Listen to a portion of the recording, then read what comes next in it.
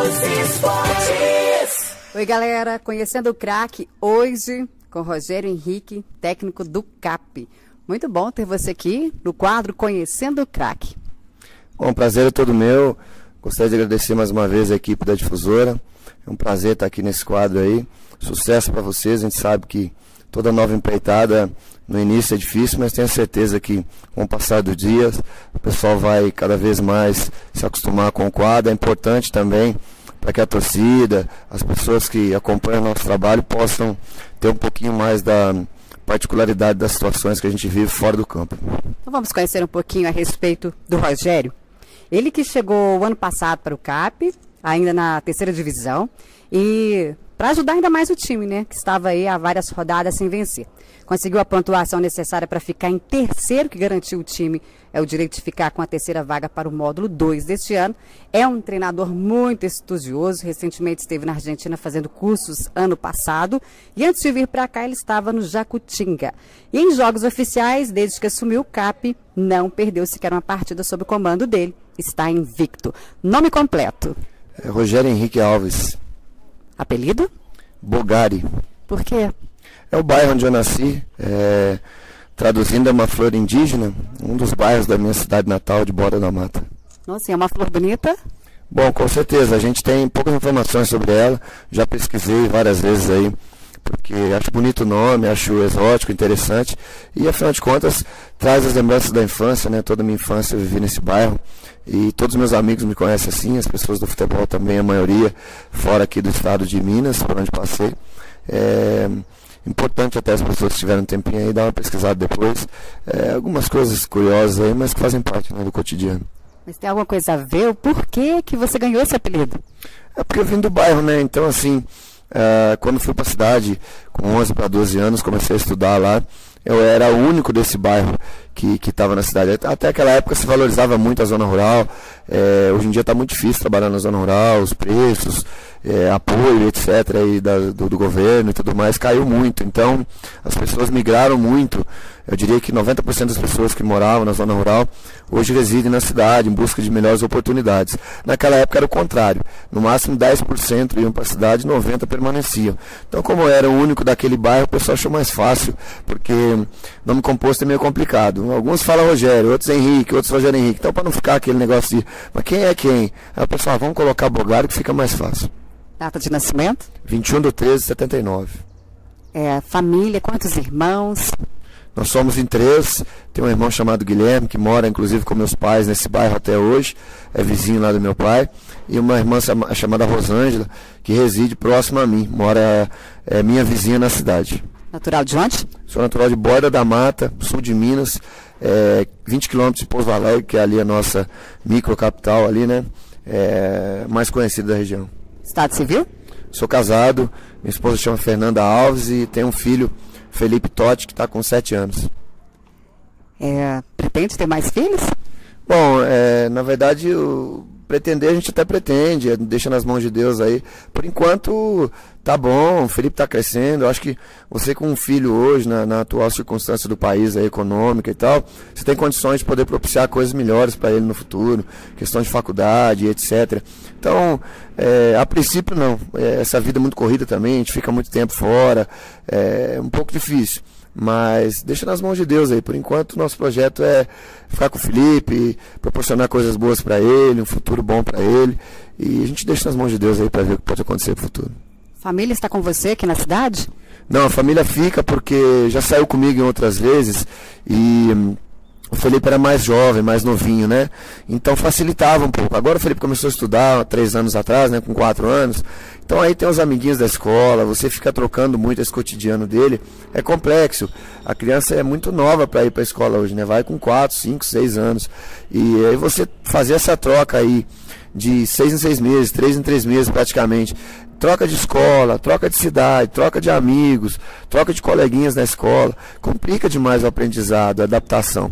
Então nós fizemos a opção da minha esposa ficar na minha cidade, uma cidade pequena, né? Graças a Deus não tem índice de violência, a minha família está lá perto para poder dar um suporte, né? Os vizinhos são todos nossos amigos, meus parentes moram muito próximos da gente, então facilita em todos os sentidos. Dificulta para a gente a questão da saudade, a distância, mas facilita para essa convivência da família, principalmente para criar o filho, é bem melhor, né? Numa cidade menorzinha, onde você tem as pessoas próximas ali, que você tem confiança nelas. Mas quando bate a saudade, o que dá para fazer para diminuir?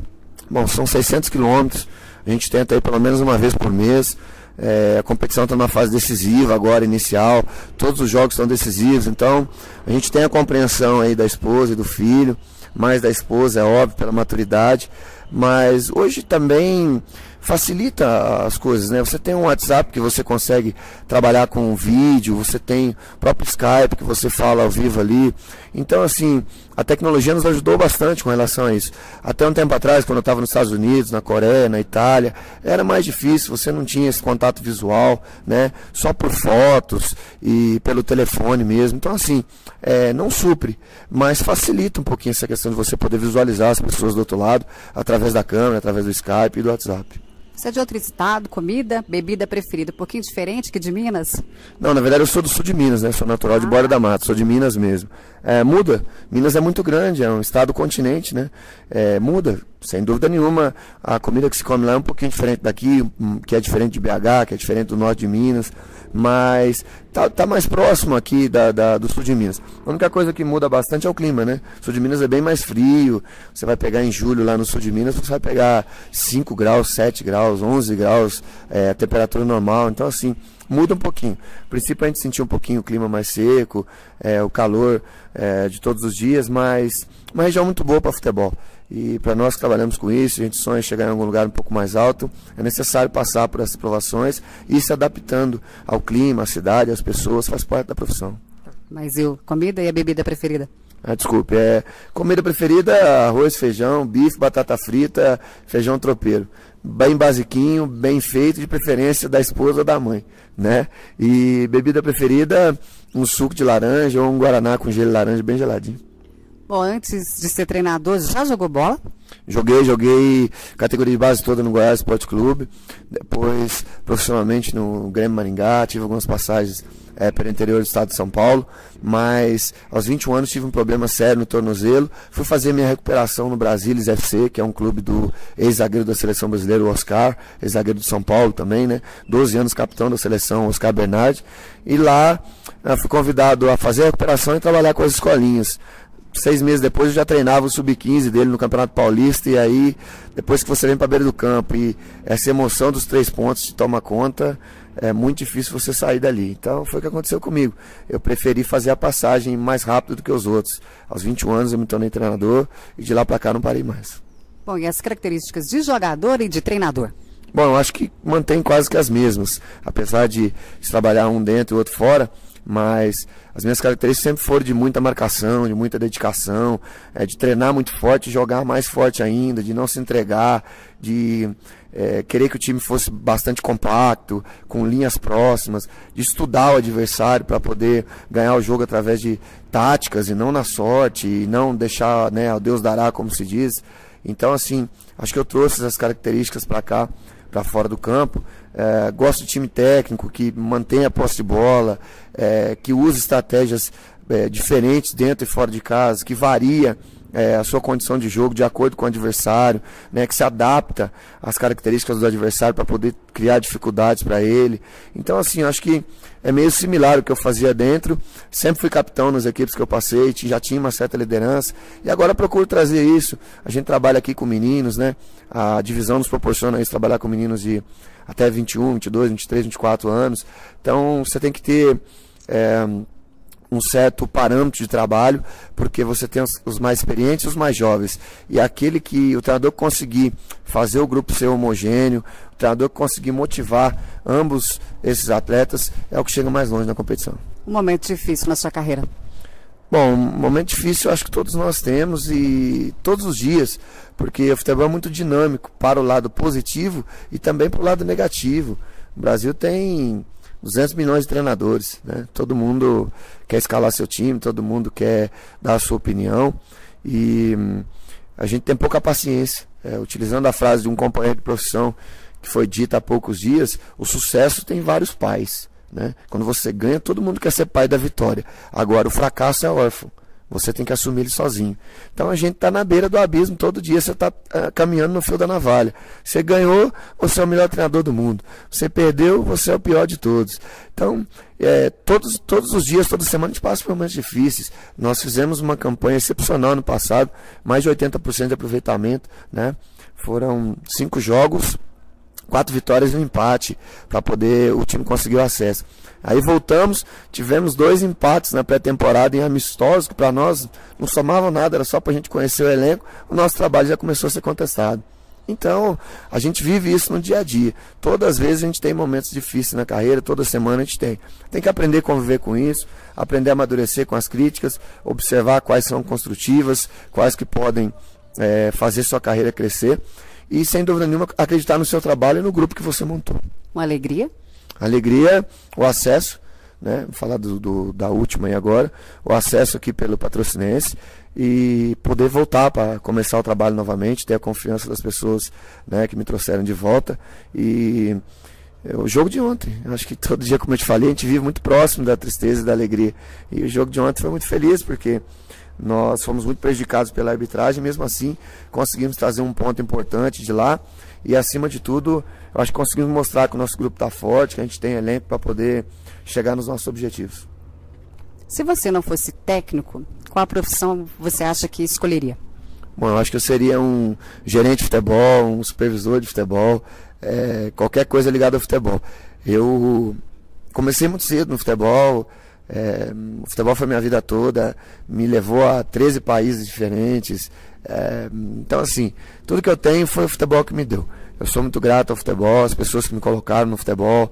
Eu acho que o ser humano, ele, na minha opinião, nós, né, seres humanos, temos vários defeitos, mas talvez um dos piores defeitos que o ser humano tem é ingratidão, né? É muito difícil você ter alguém que você ajudou ou que você fez parte da carreira, você ter um muito obrigado dessa pessoa, você receber uma ligação no final do ano, você receber uma ligação no dia do seu aniversário. Isso é muito difícil nos dias de hoje. Então, assim, toda vez que eu tenho oportunidade, eu cito o nome das pessoas que me ajudaram a começar, que fizeram parte, assim como meu pai e minha mãe, que foram essenciais aí num começo difícil, como é a carreira de todo mundo no início, sem dinheiro, tendo que viajar, buscar oportunidades e tudo mais, e sem apoio financeiro. Toda família que tem que bancar.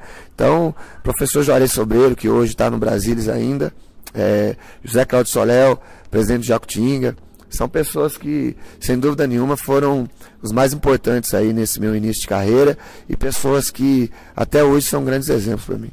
Todos esses lugares que você nos contou, que já esteve, qual mais te marcou? Bom, o que mais me marcou foi a Coreia do Sul, porque foi o primeiro país que eu fui, eu era muito jovem, tinha 24 anos e um país, cultura totalmente diferente, comida totalmente diferente. Você acorda 6 horas da manhã, 3, 4 vezes por semana para ir fazer oração no monte. Então, assim, uma cultura que me ensinou muito, me ensinou uma disciplina muito legal, cumprir horários, fez muito bem para mim nesse sentido aí, mas foi muito diferente. Foi uma experiência assim que é inesquecível. País maravilhoso, país primeiro mundo, povo receptivo, organizadíssimo, país que eu te diria assim, clean, né, como se diz na linguagem americana, porque tudo limpo, tudo organizado, tudo muito moderno. Então foi muito bom, foi muito marcante essa viagem minha à Coreia, onde eu fiquei 2 anos. Hobby preferido? O hobby é estar com a família, passear no shopping e ver filmes. Como você vê o momento atual do futebol brasileiro? Bom, vejo um momento de transformação. Nós tivemos aí um up depois da Copa do Mundo, mas como eu te disse, o brasileiro ele tem memória curta. Acho que ele já esqueceu o 7-1 da Alemanha e as pessoas não continuam mais a se preparar da forma correta, a estudar da maneira correta e a levar o futebol a sério. Isso aqui que a gente faz é muito sério. Nós empregamos aí mais de 30 pessoas. A gente tem a responsabilidade de empregar 30 famílias aqui, de sustentar 30 famílias. Automaticamente você traz a paixão e traz também o dinheiro de mais 1.500 pessoas que tinham no estádio ontem. O cara foi lá, gastou o dinheiro dele, né? Então você não pode, numa atitude, como foi feito pelo seu Rodrigo Lúcio ontem, o árbitro da partida, você não pode cometer uma responsabilidade daquela. As pessoas que tomam conta da federação, que são do departamento de arbitragem, que são de fiscalizar, responsável pela fiscalização dos árbitros na federação, assim como as pessoas da diretoria aqui e nós da comissão técnica, que trabalhamos com futebol, nós temos que ter um pouco mais de responsabilidade, entender que nós trabalhamos com seres humanos, com a família de seres humanos, que nós trabalhamos com torcedores que talvez, como eu falo para os jogadores na pré-eleição, às vezes o cara tem R$30, é o 30 que ele tem da semana, ele deixa de comprar alguma coisa lá para casa dele para pagar os 30, para assistir você. Então, o futebol tem que ser levado mais a sério um pouquinho, sabe? Não é só aquela diversão, aquela paixão de 1900 e alguma coisa, com todo respeito àquela época lá. Hoje não. Hoje se envolve muito mais coisas. Tem que se ser muito mais profissional hoje para se trabalhar no futebol. Acho que algumas pessoas acompanharam e entenderam isso depois da Copa de 2014. Outras não. Então, infelizmente, o Brasil ainda vai ser penalizado alguns anos aí pela incompetência e falta de estudo e profissionalismo de algumas pessoas que estão à frente do futebol. Empate ontem em Araxá, você acha que o time no jogo em Araxá foi prejudicado pela arbitragem? Se Rodrigo Gomes não tivesse apitado daquela forma, teria sido diferente o resultado? Eu acho que enquanto estava 11 contra 11 e as duas equipes dentro do que tinham se proposto a fazer, o Patrocinense estava tomando conta do jogo. O Patrocinense era dono do jogo. Mesmo depois do pênalti que o seu Rodrigo deu, o Patrocinense continuou bem na partida, empatou logo em seguida, tomou conta das ações novamente e sem dúvida nenhuma no segundo tempo, com as mudanças que a gente iria fazer, nós iríamos ficar mais ofensivos ainda e não tenho dúvida que a gente sairia com a vitória de lá, os 3 pontos. Com a expulsão do André, complicou-se todo um sistema de trabalho e no final do jogo ele voltou a influenciar no resultado, porque aos 39 minutos houve uma falta criminosa do zagueiro do Araxá, que já tinha o cartão amarelo e ele não deu o segundo e consequentemente não expulsou o atleta. A gente teria mais 10 minutos de jogo no mínimo. Voltando a ter igualdade, na igualdade de atletas 10 contra 10, não tenho dúvidas que a gente poderia ganhar o jogo no final também. Então vejo ele totalmente influenciando no resultado e uma atitude que, falando na sua pergunta anterior, reflete o futebol brasileiro e por que é que a gente precisa ter muitos outros 7-1 para que a gente possa acordar novamente, porque na realidade, onde você viu um juiz condutor de uma partida, um policial militar agredir um atleta como ele agrediu o André Alves. Ele deu uma cabeçada no André Alves. Nós estamos enviando para a Federação Mineira hoje o vídeo desse lance, onde fica nítido o senhor Rodrigo Gomes Lúcio agredindo o nosso zagueiro André Alves com uma cabeçada. Mas que tipo de jogador você não suporta? Olha, eu não suporto o jogador desumilde, o jogador que tira o foco, como eu falei anteriormente, que não entende que a nossa responsabilidade é muito maior do que somente vir aqui, treinar e jogar. Nós temos responsabilidade com a nossa família, com a diretoria que mantém as contas em dia, com a torcida que às vezes só tem aquele dinheiro ali do ingresso, deixa de comprar alguma coisa para casa, vai lá e paga. Então, não suporto o jogador irresponsável, jogador que não treina, que não dá o seu 100% e principalmente jogador que não tem compromisso com aquelas pessoas que estão no comando. Então, acho que o futebol precisa ser profissional. Para resumir para você, não suporta jogador que não é profissional. Rogério é um treinador linha dura ou é um paizão? É os dois. É o treinador que bate na hora que tem que bater, assopra na hora que tem que assoprar, abraça na hora que tem que abraçar e puxa a orelha na hora que tem que puxar. Eu acho que pai é isso, né? Eu sou pai, quem é pai aí que nos ouve, que nos assiste, sabe disso. Você tem que ter o termômetro, a hora de abraçar, de dar um carinho, de dar um afago e a hora de dar um tapa, a hora de corrigir, a hora de pegar no pé, de puxar a orelha. Eu sou o treinador que nos momentos difíceis eu vou abraçar e nos momentos fáceis eu vou puxar a orelha, porque não pode perder o chão. Nós temos que ter os pés no chão para alcançar o objetivo. O que é mais importante, a invencibilidade ou o acesso? O acesso é mais importante, sem dúvida nenhuma. Primeiro, é óbvio, a classificação. Vamos por partes. Nós estamos com um projeto, desde o início da competição, permanecer na divisão. Permanecendo na divisão, nós vamos buscar a classificação para o hexagonal. Classificando para o hexagonal, a gente busca o acesso. A invencibilidade, o artilheiro, o goleiro menos vazado, o melhor treinador e etc e tal, tudo isso é muito pequeno perto do acesso. Bom, A vitória, com certeza, está todo mundo esperando. O que você está esperando para sábado?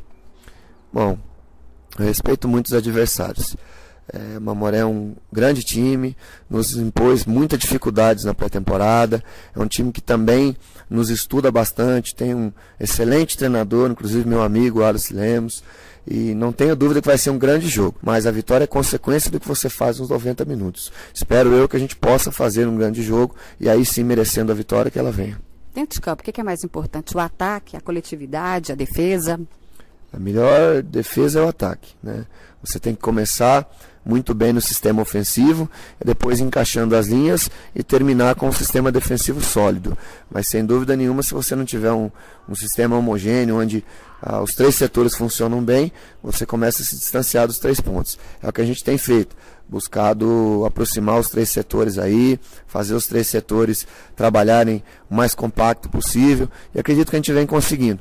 Os jogos têm sido muito difíceis para nós, têm se desenhado muito difíceis, e no meu estudo de tabela eu vejo que a nossa tabela é a mais difícil de todos os times que estão jogando, tanto dessa chave quanto da outra. Nós pegamos um Uberaba aqui na primeira rodada, que estava treinando há 3 meses e meio, um dos clubes que mais investiu, que tem uma folha salarial mais alta para a competição, e que estava há 14 semanas se preparando.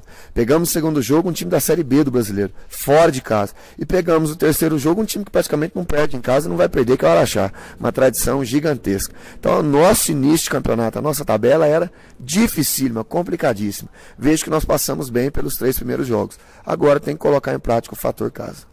Dos jogadores do CAP, qual o mais disciplinado, mais mulherengo, que dá mais trabalho? Olha, é muito difícil você falar esse tipo de situação, até porque assim, existe o lado positivo e o lado negativo. Um pai sempre vai proteger o seu filho. Mesmo o filho estando errado, eu acho melhor você trazer ele para dentro da sua casa, resolver o problema dentro de casa, lavar a roupa suja aqui, porque ele vai continuar sendo seu filho e você vai continuar amando ele da mesma forma. Então, o meu grupo tem pessoas boas, pessoas ruins, momentos bons, momentos ruins, todo lugar tem isso. Mas graças a Deus nós conseguimos esse ano fazer um grupo consciente até esse momento, os atletas têm respondido bem, vejo todos eles muito focados, e nós temos aí, sem dúvida nenhuma, um grupo que tem pessoas que são mais jovens, e sempre os mais jovens têm os momentos deles de descontração, de sair, né, de namorar e etc e tal, e os mais velhos você já não tem tanto esse problema, porque são todos casados, todos mais família. Então existe essa diferença aí de idade no grupo e também de comportamento, mas até o momento, graças a Deus, não tivemos nenhum tipo de problema com eles, espero não ter. Eles estão muito focados, a gente tem trabalhado forte essa parte psicológica também em cima deles, e com certeza nós vamos alcançar o objetivo, porque a gente tem um grupo muito fechado. Rogério é emotivo, muito emocional? Olha, sou bastante, não tenho vergonha de colocar minhas emoções para fora.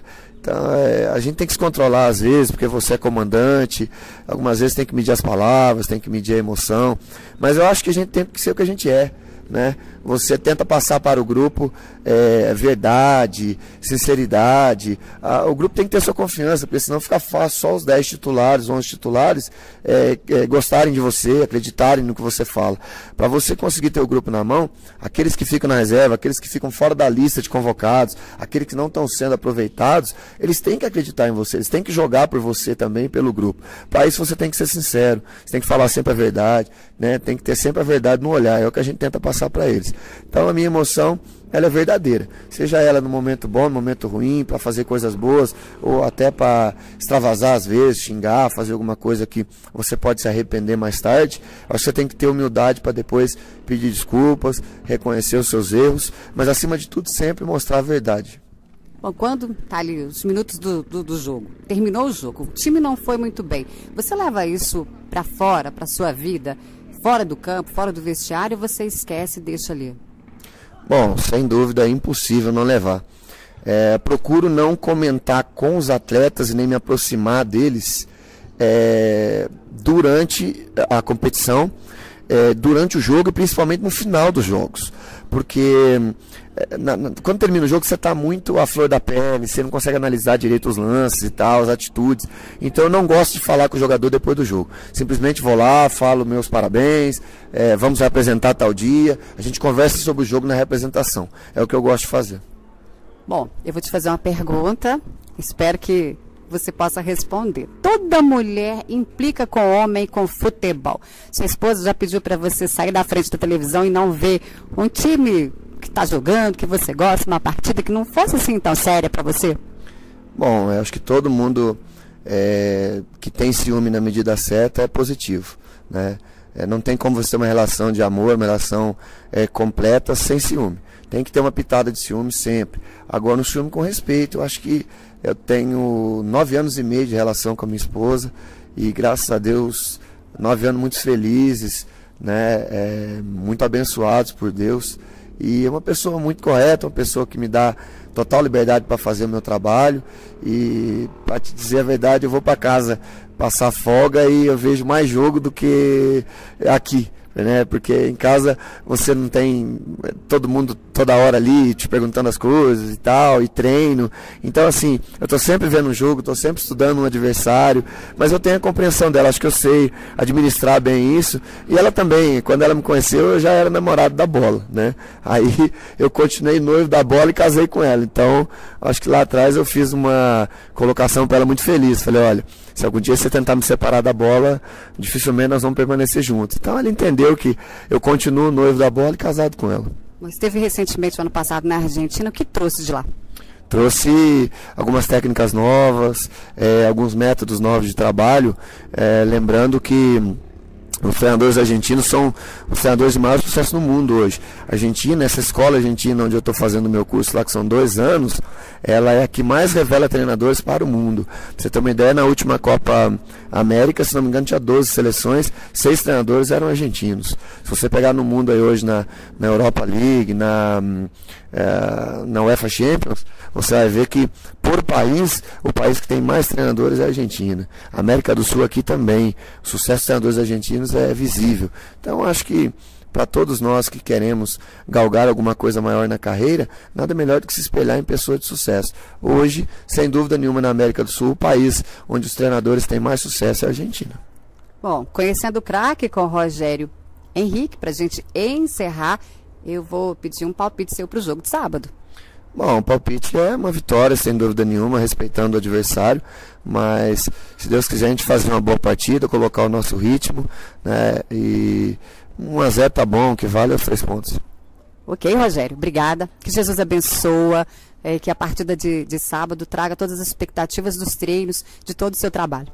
Obrigado a vocês da difusora, obrigado a você, obrigado ao Luiz, a todos os que nos assistem, os que nos ouvem também, né? Se Deus quiser a gente vai conseguir o objetivo no final de semana e principalmente no final da competição. Volto a repetir a importância da presença sempre de vocês aqui cobrindo, não existe o futebol, não existe, principalmente o futebol do interior, sem a cobertura, sem a mídia, né? É importantíssimo para a divulgação do nosso trabalho, é importantíssimo para que as pessoas possam acompanhar de perto todo esse esforço, né? Toda essa dedicação que a gente tem, que é relacionada à nossa profissão. Então, valorizo demais o trabalho de vocês, um grande abraço a todos os amigos da difusora, sempre um prazer estar com vocês. Ok, conhecendo o craque, até o próximo.